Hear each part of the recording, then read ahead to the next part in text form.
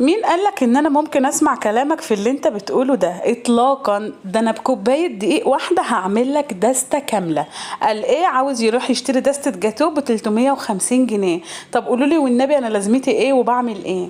تعالوا بقى النهارده هعمل لكم دستة جاتوه في البيت، اقتصاديه وعلى قد الايد، وهتمتعي ولادك وهتعملي 12 قطعه واكتر كمان لو صغرتيها بالشكل القمر اللي انت شايفاه ده.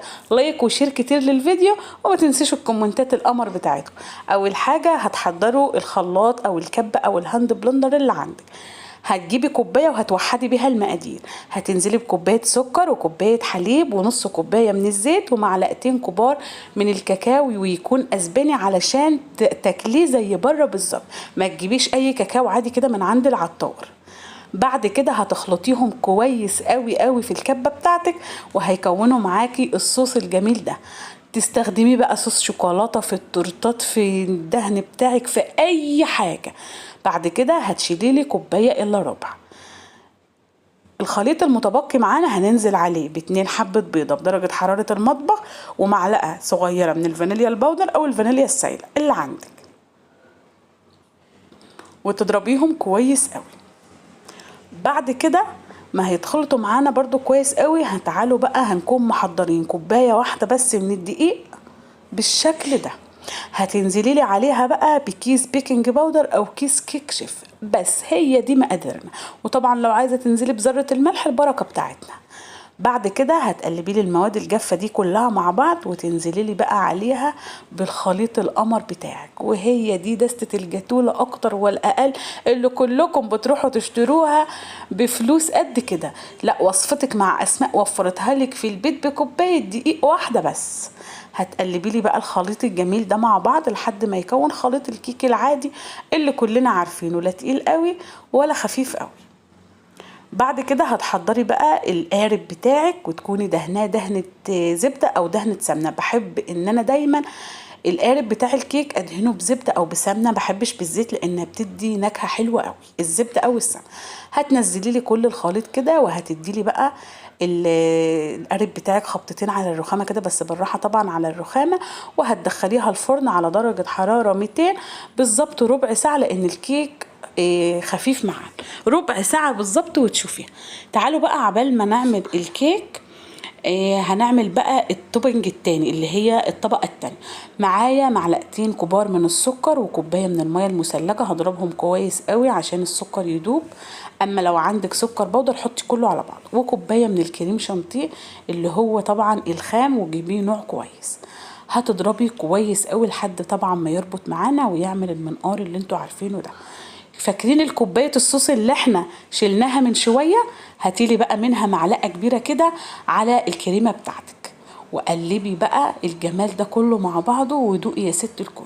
وانت بقى طبعا تقولي وانا ادوق الجمال ده كله من بره ازاي؟ لا، طب ما وصفتك مع اسماء عملتهولك في البيت اهو. الكيك عدى ربع ساعة، تلت ساعة بالكتير قوي. لو الفرن بتاعك ضعيف هتختبريها كده بالخلة بتاعتنا، طالعة نضيفة جدا جدا.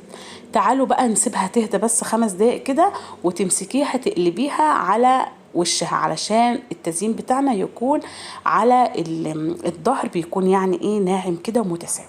انزلي بقى بالخليط بتاعك والكريمة بتاعتنا، وساوي بقى كل الصينية بتاعتك. شايفين؟ عايزه اقول لكم بقى قدامك الكاميرا موضحه كل حاجه، الخطوات سهله وبسيطه ومفيش ابسط من كده. بعد لما سويناها باي معلقه عندك، هتنزلي لي بقى بكوبايه الصوص اللي احنا كنا شايلينه، وتقعدي بقى تحركيها يمين وشمال وفوق وتحت لحد ما الصوص يغطي القارب بتاعك كله بالشكل الجميل ده. شايفين العظمه؟ ايه العظمه ده؟ ايه يا سمكه العظمه اللي انت بتعمليها دي؟ ما شاء الله اللهم بارك بجد. تعالوا بقى التزيين ده بتاعك انت.